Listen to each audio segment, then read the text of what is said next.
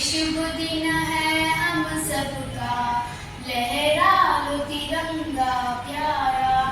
26 વર્ષ પહેલા ભારત માતાની જય બોલીને તિરંગો લહેરાવનારા આપણા વીર સૈનિકોએ કારગિલમાં જે વિજય મેળવી એ તો એક અમર કથા છે.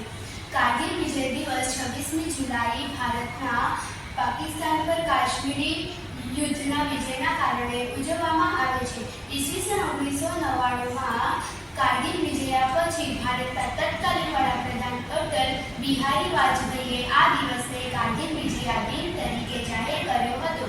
પાકિસ્તાનના આતંકવાદી કાશ્મીરી સૈનિકોએ વેશ ધારણ કરીને એલઓસી ઓળંગી ભારતીય વિસ્તારમાં ઘૂસણખોરી કરી, જે આખરે યુદ્ધમાં પરિણામી.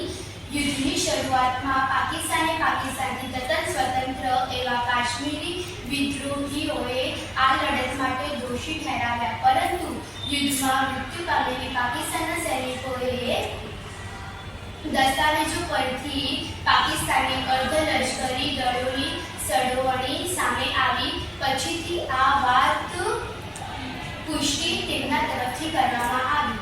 આ યુદ્ધ દરમિયાન ભારતીય ભૂમિ સેના સાથે સંયુક્ત રીતે કામ કરતી ભારતીય વાયુસેના હેતુ પાકિસ્તાનના ભૂમિ સેના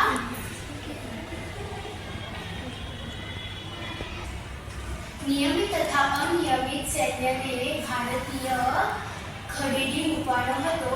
ભૂમિદળ અને વાયુદળ સહયોગીથી મોટાભાગની ટેકરીઓ ફરીથી કબજે કરી. કારગિલ વિજયના કારણે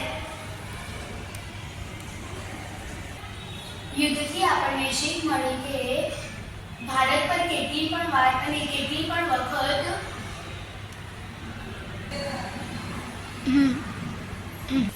હુમલો કરે, આપણું સૈન્ય બળ હંમેશા સશક્ત છે અને દુશ્મનોને ધૂળ ચટાવી દે તેવી શક્તિ ધરાવે છે. આવા આપણા ભારતીય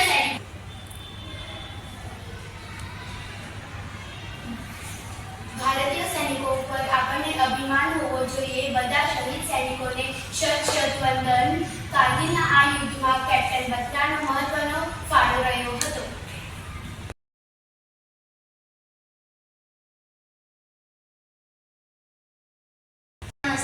કેપ્ટન વિક્રમ બત્રા ભારતીય સેનાના એક બહાદુર સૈનિક હતા. તેઓ આપણી દેશ માટે લડ્યા અને શહીદ થયા. ચાલો આપણે તેમના વિશે થોડું વધારે જાણીએ. વિક્રમ બત્રાનો જન્મ 9 સપ્ટેમ્બર 1974ના રોજ હિમાચલ પ્રદેશ પાલનપુર શહેરમાં થયો હતો. તેમના પિતાનું નામ ગિરધારોલાલ બત્રા અને માતાનું નામ કમલકાંતા હતું. તેમને 2 બહેનો અને 1 ભાઈ હતું, જે ખૂબ જ હોશિયાર હતા. તેમને રમતો રમવી પણ ખૂબ ગમતી હતી. તેઓ હંમેશાથી દેશની સેવા કરવા માંગતા હતા. તેથી જ તેઓ સેનામાં જોડાવાનું સપનું જોતા હતા. ભણતર પૂરું કર્યા પછી તેઓ ભારતીય સેનામાં જોડાયા. 1999માં ભારત અને પાકિસ્તાન વચ્ચે કારગિલનું યુદ્ધ થયું. આ યુદ્ધમાં ભારતના ઘણા બધા બહાદુર સૈનિકો લડ્યા હતા, જેમાં કેપ્ટન વિક્રમ બત્રા પણ એક હતા. કારગિલ યુદ્ધમાં કેપ્ટન વિક્રમ બત્રાએ ખૂબ જ બહાદુરી બતાવી હતી. તેઓ દુશ્મનો સામે લડ્યા. તેમને શેરશાહ નામ આપ્યું, જેનો અર્થ સિંહ જેવો રાજા થાય છે. તેઓ દુશ્મનોને હરાવી કેટલીક મહત્વપૂર્ણ ચોકીઓ પાછી જીતી લીધી.